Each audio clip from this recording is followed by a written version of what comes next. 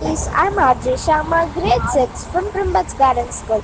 This is the message from Savitri by Aurobindo. This is the knot that ties together the stars.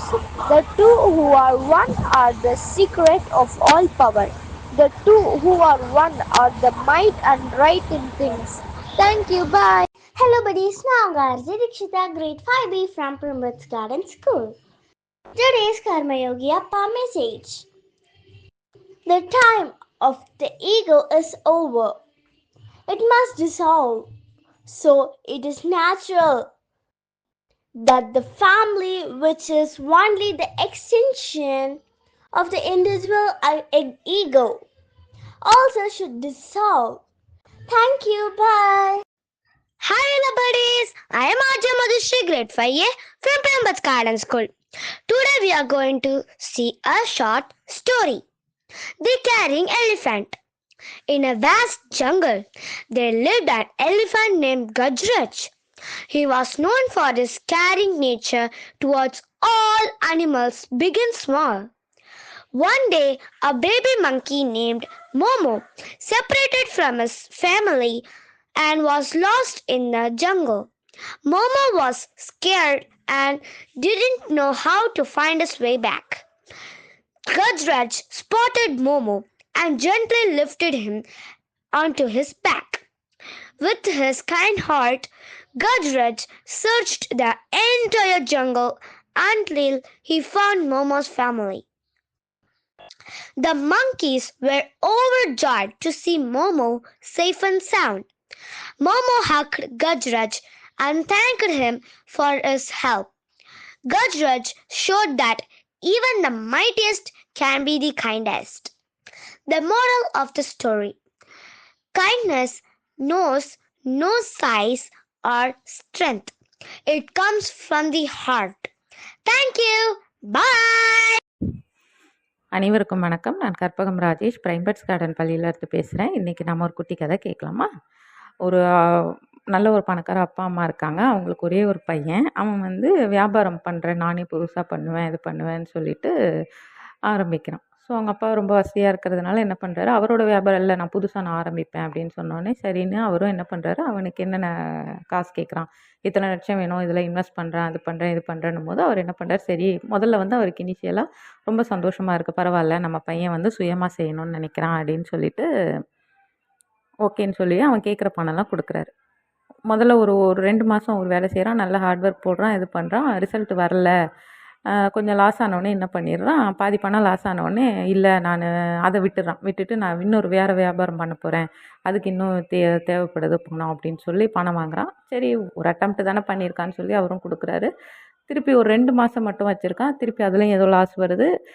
வேணாம் எனக்கு இது set ஆகலை, நான் இன்னொன்று போகிறேன்னு சொல்லிட்டு அதை மாதிரி ஸ்கிப் ஆகிட்டே இருக்கான்.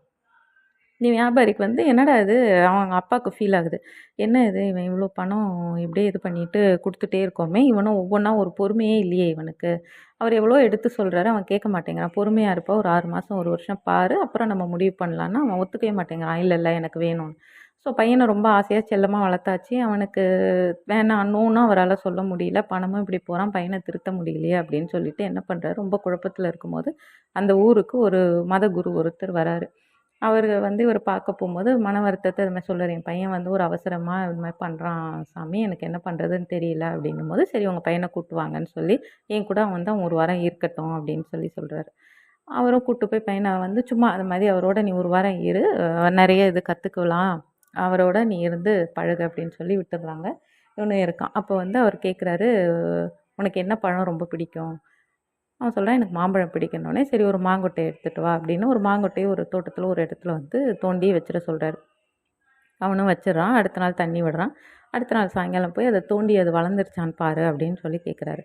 இவனுக்கு ஒரே குழப்பம், என்ன இது இவர் இவ்வளோ பெரிய மதகுரு அப்படி இப்படி நம்ம அப்பா சொன்னார், இவர் என்னடானா நேற்று வச்ச கொட்டையை இன்றைக்கி தோண்டி பார்த்து வளர்ந்துருச்சான்னு பார்த்துட்டு வான்னு சொல்கிறாருன்னொன்னே இவன் எடுத்து பார்க்குறான், இல்லை அது அப்படியே தான் இருக்குன்னு கொண்டு வந்து கொடுக்குறான். உடனே அவர் சரி பக்கத்தில் வேறு ஒரு இடத்துல தோண்டி அதை வையே அப்படிங்கிறாரு. இவன் என்ன பண்ணால் தோண்டி அந்த இடத்துல வைக்கிறான்.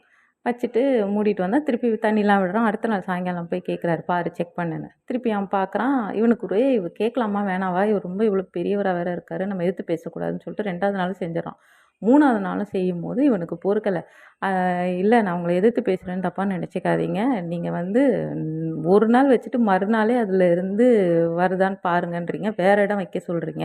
அந்த கொட்டை அதில் இருந்து அந்த மண் ஊறி நம்ம தண்ணி இதெல்லாம் பண்ணி அதுலேருந்து ஒரு இலை வர்றதுக்கே அவ்வளோ நாள் ஆகும். அது அப்புறம் செடி ஆகணும், மரமாகணும், அப்புறம் தானே காய் வரும். நீங்கள் ஏன் இப்படி சொல்கிறீங்க? நமக்கு ஒரு பொறுமை தேவையில்லையா அது வளர்கிற வரைக்கும்னு கேட்டவுடனே உடனே அந்த மதகுரு சொல்கிறாரு, இதே தான் நானும் உனக்கு சொல்கிறேன். உனக்கு ஒரு பொறுமை வேணும். உன்னோட கடின உழைப்பு, உன்னோட புத்திசாலித்தனம் எல்லாத்தையும் நீ போட்டு ஒரு விஷயத்தை ஆரம்பிக்கும் போது நீ கொஞ்சம் பொறுமை இருக்கணும்.